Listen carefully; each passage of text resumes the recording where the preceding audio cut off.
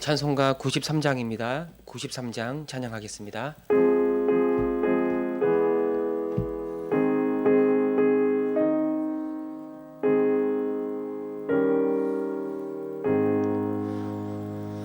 예수는 나의 힘이요 내 생명 되시네. 구주 예수 떠나 살면 죄 중에 빠지리. 눈물이 앞을 가리고 내 맘에 근심 쌓일 때 위로하고 힘 주시네 주 예수. 예수는 나의 힘이요 내 친구 되시니.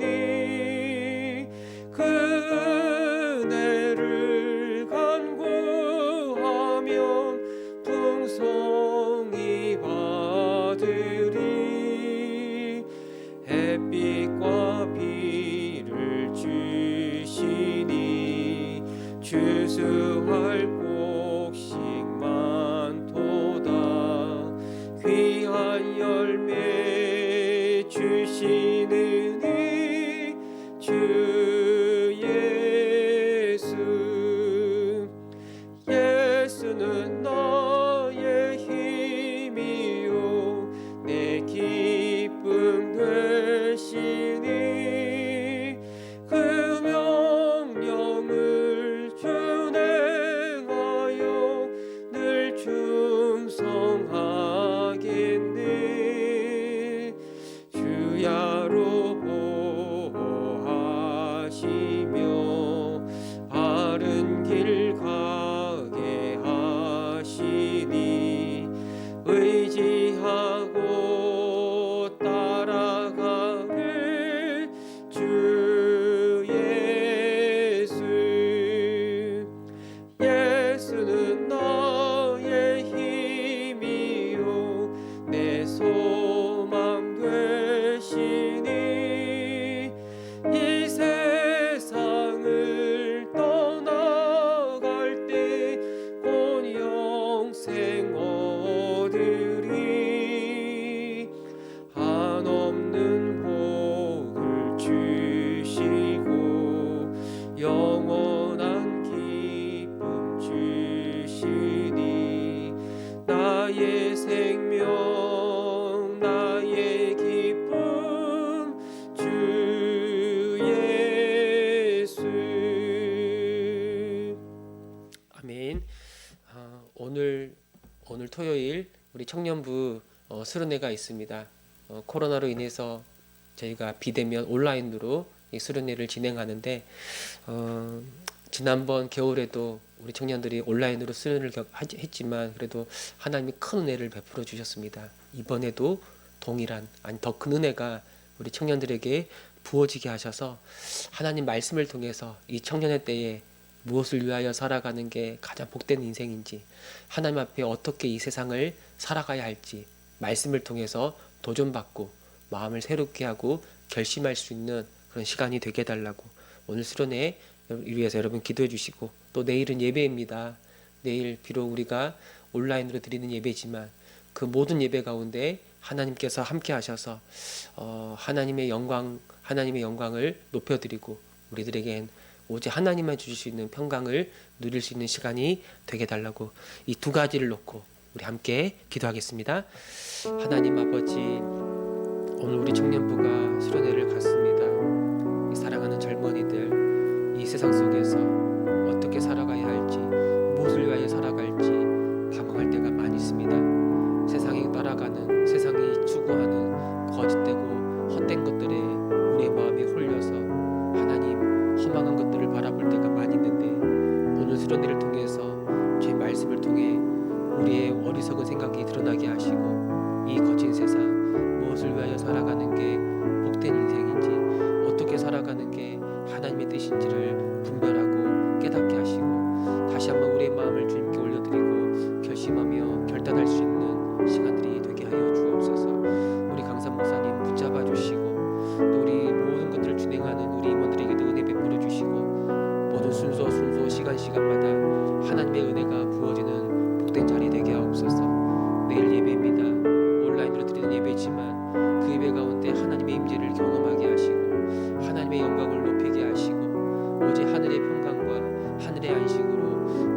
심령이 새로워지게 하여 주시고, 목사님을 통해서 또 수의 사역자들을 통해서 주의 말씀이 선포될 때에 아멘하게 하시고, 그 말씀이 우리의 인생을 이끌어갈 수 있도록 우리의 마음을 드리게 하여 주옵소서. 홀로 영광 받아 주시옵소서. 아멘.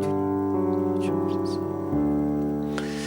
하나님 아버지, 오늘 청년부 수련회가 있습니다. 비록 온라인으로 드리는 수련회지만 하나님, 우리가 기대하는 것 이상의 은혜가 부어지게 하여 주시고, 우리 젊은이들 주의 말씀 앞에 마음을 새롭게 하고 결심하고 결단하며 하나님의 영광을 위하여 나아가는 새벽 이슬 같은 주의 청년들이 되게 하여 주옵소서. 내일 예배입니다. 내일 드려지는 모든 예배 가운데 하나님 함께 해주셔서 하나님의 영광을 높이게 하시고, 오직 하늘의 평강과 하늘의 안식이 넘치는 복된 시간들이 되게 하여 주옵소서. 함께 하심을 믿습니다. 감사드리며 우리 주 예수 그리스도의 이름으로 기도합니다. 아멘. 네, 우리 말씀 보겠습니다. 말라기 3장 16절에서 18절 말씀 보겠습니다.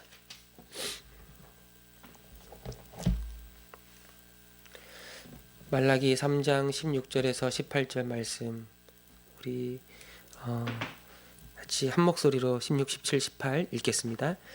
그때에 여호와를 경외하는 자들이 피차에 말하매 여호와께서 그것을 분명히 들으시고 여호와를 경외하는 자와 그 이름을 존중히 여기는 자를 위하여 여호와 앞에 있는 기념冊에 기록하셨느니라. 만군의 여호와가 이르노라. 나는 내가 정한 날에 그들을 나의 특별한 소유로 삼을 것이요, 또 사람이 자기를 섬기는 아들을 아낌같이 내가 그들을 아끼리니, 그때에 너희가 돌아와서 의인과 악인을 분별하고 하나님을 섬기는 자와 섬기지 아니하는 자를 분별하리라. 아멘.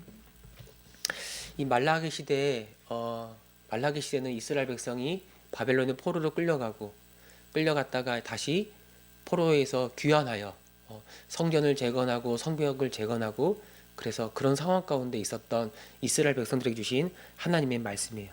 근데 그때 이스라엘 백성들이 어떤 마음을 가지고 있는가?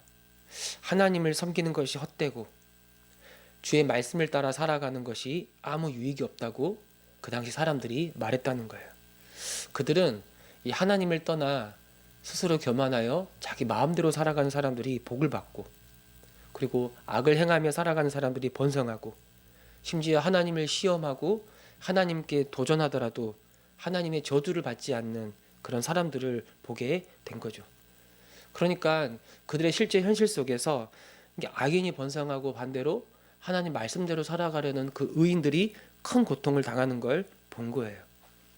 하나님의 백성들이 고난 겪고 하나님을 반대하는 대적하는 악인들이 크게 번성하는 것 뿐만 아니라 이스라엘 백성들 안에서도 하나님을 경외하며 신실하게 살아가는 사람들은 큰 어려움을 겪지만, 반대로 이방인들을 따라가고 이방인들의 딸을 자기 아내로 맞이하는 사람들, 그 우상을 숭배하는 사람들은 번성하는 일들을 보게 된 거예요. 하나님은 정말 살아 계시는가? 하나님이 정말 살아 계시다면 그분은 정말 공의롭고 정의로운 분이 맞는가? 하나님이 계시더라도 그 공의와 정의, 그 의와는 아무 상관이 없으며 그 택한 백성들에게도 별로 관심이 없는 분은 아닌가? 우리가 포로 생활을 끝내고 아주 힘들게 여기까지 돌아와서 성전도 짓고 성벽도 재건했지만, 정말 여기가 이스라엘, 하나님이 다스리는 하나님의 나라가 맞는가? 사람들이 그런 의문을 가지게 되었다는 거예요. 그렇습니다. 물론 이런 의문과 이런 불만이 일어날 수 있습니다. 그러나 아무리 힘들고 어려운 여건 속에서도 하나님을 믿는 신실한 사람들은 하나님을 의심할 수가 없어요. 이 신실한 사람들은 이 주어진 현실, 그들이 겪고 있는 여러 현실을 통해서 하나님을 바라보는 게 아니라 하나님의 약속, 하나님의 그 말씀을 붙잡고 이 현실을 해석하고 현실을 이해하는 사람들이에요. 그래서 비록 지금 당장 이 현실에서는 하나님이 없는 것처럼 보이고 하나님이 우리에게 별로 관심이 없는 것처럼 보이지만, 그게 실상이 아니라 그건 허상이고, 여전히 하나님이 우리를 바라보고 계시고, 여전히 하나님이 그 보이지 않는 손길로 우리를 돌보고 계시고, 여전히 보이지 않지만 그 하나님이 우리의 삶을 인도하시고 결국엔 모든 잘못된 것들을 바로 잡으시고 그 택한 백성들의 눈물을 닦아 주실 그 하나님, 우리를 회복시켜 주실 그 언약의 하나님에 대한 그 하나님을 소망을 절대 놓지 않는 겁니다. 오늘 말씀 보니까 16절에 그때의 하나님의 공의와 여호와를 경외하는 자들이 피차에 말한다, 그렇게 이야기하고 있습니다. 그때 하나님의 공의와 정의를 부정하고 하나님을 대적하는 사람들에 맞서서 여호와를 경외하는 자들이 일어난다. 그때가 언제인가? 그때는 여호와의 사자가 이 땅에 임하는 날이라고 말할 수 있었어요. 많은 사람들이 하나님을 떠나고 우상을 숭배하여 자기 탐욕을 쫓아 살아가는 바로 그때, 모두가 하나님을 의심하고 이 불신앙의 길을 걸어가는 바로 그때, 하나님을 경외하는 사람들은 흔들리지 않고 하나님은 반드시 공의로운 분이시고 하나님은 그래서 반드시 이 세상을 심판하실 것을 믿고 나아가는 사람들이 일어나는 거죠. 이 사람들을 뭐라고 말하냐면 그들은 여호와를 경외하는 사람들이라고 얘기하고 하나님의 이름을 존중히 여기는 사람들이라고 말하고 있습니다. 하나님을 두려워하죠. 그리고 하나님의 이름은 그 존재의 본질과 그 존재의 정체성을 가리키는 건데, 이 사람들은 하나님을 경외하고 하나님이 어떠한 분인지를 분명히 알았고 그 하나님을 믿었고 반드시 하나님께서 그 정하신 때에 하나님의 영광을 드러내서 하나님을 믿지 않고 하나님을 경외하지 않는 그 사람들을, 악인들을 심판할 것을 이 사람들은 믿었다는 거죠. 그러니 이들은 힘들고 어려운 여건 속에서도 하나님을 신뢰하고 하나님을 기다리고 묵묵히 주의 말씀을 따라 이 순종의 길을 걸어가는 거예요. 그리고 이렇게 하나님의 이름을 존중 여기고 하나님을 경외하여 순종하며 살아가는 이 사람들을 하나님을 절대 잊지 않는다고 말합니다. 16절 하반절에 보니까 여호와 앞에 있는 기념책에 기록하셨느니라. 여호와 앞에 있는 기념책에 이들을 기록하셨다. 이 기록한다는 말은 그 이름이 영영이 잊혀지지 않게 하겠다는 거예요. 절대 잊히지 않는 이름, 하나님께서 영원토록 기억하시는 아주 소중한 사람이라고 말하는 거예요. 왜? 그들이 하나님을 경외하고 그들이 하나님의 이름을 존중히 여기기 때문에. 또한 17절에 보니까 그들을 하나님의 특별한 소유로 삼을 거라고 말하고 있어요. 이 특별한 소유, 이건 하나님께 빛나는 보배, 아주 빛나는 보화를 말하는 거예요. 그러니까 무엇과도 바꿀 수 없는 가장 귀한 보배로 하나님이 그들을 여기실 거라고 말하고 있어요. 또 그 밑에 보니까 17절 하반절, 사람이 자기를 섬기는 아들을 아낌같이 내가 그들을 아끼리라. 부모를 섬기면서 그 효성을 다하는 자식을 그 부모가 얼마나 아끼지 않겠습니까? 그 부모가 그를 아끼는 것처럼 그들을 소중히 여기고 그를 아껴주실 거라고 말하고 있습니다. 여러분, 사실 이 나의 특별한 소유로 삼을 것이다, 이 말씀은 오래전 하나님이 이 모세를 중보자로 삼아서 이스라엘 백성들과 언약을 맺을 때 하셨던 말씀이에요. 출애굽기 19장 말씀인데, 너희가 내 말을 잘 듣고 내 언약을 지키면 너희는 모든 민족 중에서 내 소유가 되겠고 너희가 내게 대하여 제사장 나라가 되며 거룩한 백성이 되리라. 이 말씀이 이 모세의 언약에서 가장 중요한 말씀인데, 모든 민족 중에서 내 소유가 되겠고, 이 소유가 이 특별한 소유, 이 세굴라라 그러는데 하나님께 아주 빛나는 보배, 무엇과도 바꿀 수 없는 보배가 될 거라고 말해요. 언제 그렇게 되겠는가? 하나님을 경외하여 언약을 지키며 하나님을 경외하여 하나님의 말씀을 따라 살아가면, 그때 이스라엘 백성은 모든 민족 중에서 하나님께 특별한 백성, 특별한 소유로 여겨주실 것이고 제사장 나라가 되고 거룩한 민족이 되고 이 어두운 세상에서 아주 가장 빛나는 그런 인생이 될 거라고 말하고 있는 거죠. 그리고 이렇게 하나님을 경외하는 자들을 영원한 기념책에 기록하고 보배로운 소유를 아껴줄 때 결국엔 이들을 통해서 모든 사람들, 모든 열방이 하나님께로 돌아오게 될 거라고 말하는 거예요.